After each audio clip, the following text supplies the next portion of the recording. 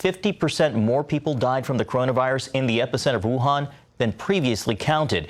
That report from the Chinese government today, as it's coming under fire for everything from concealing the extent of the outbreak, fatally delaying their response, and preventing researchers from figuring out how the virus began. As Abigail Robertson reports, some in Congress are calling for China to pay. New reports show China waited 6 key days after determining they were facing a global crisis to alert the public, and has repeatedly underreported the deaths and total number of infections in the origin country. The Chinese Communist Party is responsible for every single death, every job lost, every retirement nest egg lost from this coronavirus. And Xi Jinping and his Chinese communist apparatchiks must be made to pay the price. At the start of the coronavirus epidemic, Republican Senator Tom Cotton faced criticism in the mainstream media as a conspiracy theorist for pointing the finger at China.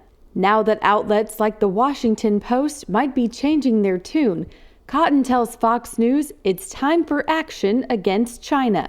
I think we need to make the American courts open for lawsuits against Chinese communist leaders. Gordon Chang, author of The Coming Collapse of China, agrees with Cotton's theory that the virus may have come from a biolab accident in Wuhan. In terms of motivation, this is a really important question because even though this was an accidental release, Beijing had malign motives. Because as I mentioned, they knew about the human-to-human transmissibility of this. They knew, and they urged countries to accept travelers from China. And tells CBN News' Faith Nation he questions the numbers China's reported. And in any reporting, you're going to have some delays.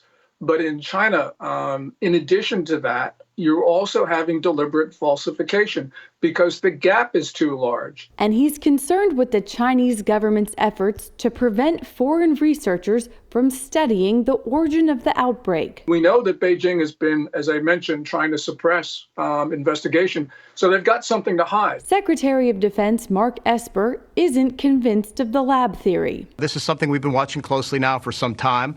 The results are inconclusive. But says he wishes China had been more transparent earlier. The majority of the views right now is that it is natural, that it was organic. But I think we need to continue to work this. And once we get beyond the pandemic, we'll have a chance to look back and really find out what happened, and then to take the proper precautions to make sure that we prevent this in the future. Adding to the tension between the U.S. and China are new reports China might be secretly conducting nuclear tests. China refutes accusations it failed to comply with the suspension of nuclear tests and says that claims the coronavirus originated in one of their labs have no scientific basis. Reporting from Washington, Abigail Robertson, CBN News. Thanks, Abigail. Gordon, still a lot of lingering questions left to be answered. Well, not just lingering questions, but some lingering facts.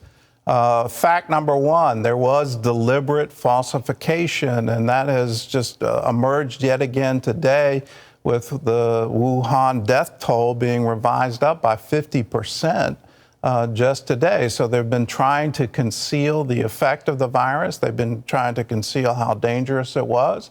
They've been trying to conceal patient one, who first started this, and we still don't have answers to that question.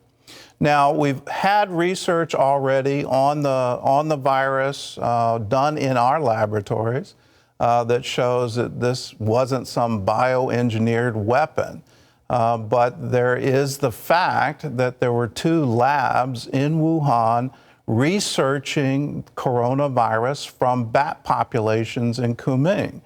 The false narrative, and I submit it's an absolute false narrative, that this came from the wet market, from people consuming bats. Number one, the wet market in Wuhan doesn't offer bats for sale. And here's number two, if you can look at a map of China, the bats that have the reservoir of this virus are in Kunming.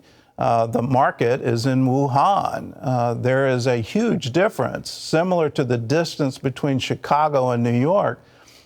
These bats didn't fly to Wuhan. They don't go that far north into China.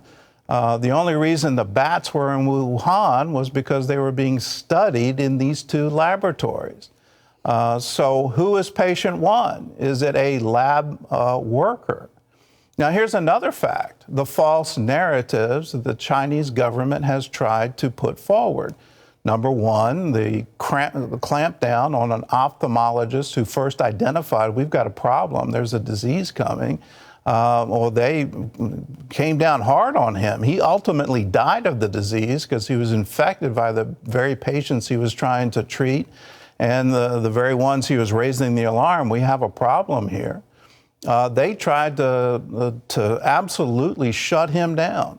They've also shut down all of the scientists working in these two labs, including the famous Batwoman who came out with an article in Scientific American saying, well, the virus didn't come from my lab and I can prove it.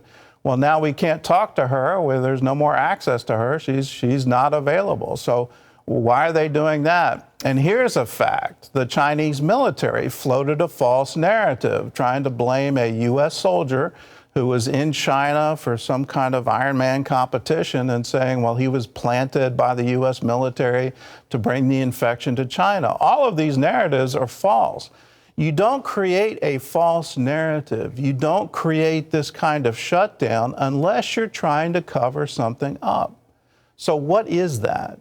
And who is patient one? And can we please have some medical review of these laboratories and not just rely on, well, you can't scientifically prove it. Well, of course we can't scientifically prove it if you won't produce the evidence. So who is patient one? How did this start? China has a lot of questions to answer, and they need to answer it soon.